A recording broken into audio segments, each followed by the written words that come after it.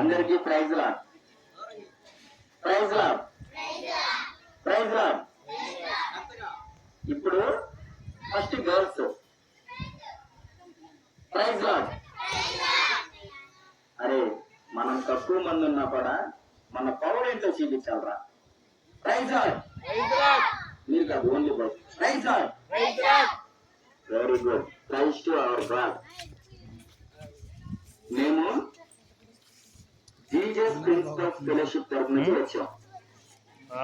Jesus నాతో పాటు చెప్పాలి. జీజస్ ప్రిన్సిపల్స్ ఫెలోషిప్ తరఫు నుంచి మేము వచ్చాము. ఆ ప్రిన్సిపల్స్ ఏంటంటే ఫర్గివ్, లవ్, హోప్. నాతో చెప్పండి. Forgive, love, hope. తెలుగులో చెప్పుకున్నాం. క్షమించు, ప్రేమించు, నిరీక్షించు. ఈ మూడు పదాలకి మనము మూడు రంగుల్ని సూచించుకొని ఉన్నాం. ఒకసారి చూద్దాం. ఒకసారి అన్న టీషర్ట్ వెనకాల ఒక 3 వర్డ్స్ ఉన్నాయి. అవి చదువుతారా మీరు? ఫస్ట్ వర్డ్ ఏంటి? పెద్దగా. Second word, third word HOPE. పెద్దగా. ఇక్కడ ఫర్గివ్ కి ఏ కలర్ కనిపిస్తుంది? Very good.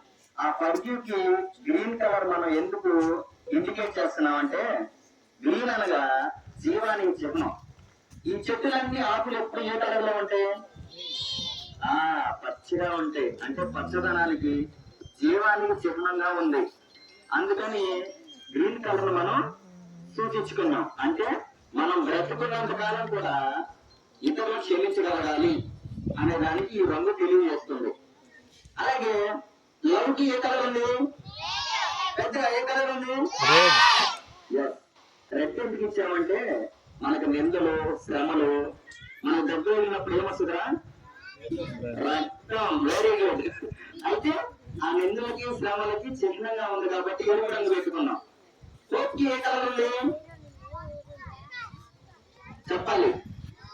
Very good. Blue లో one of the colour purple. A colour? Purple.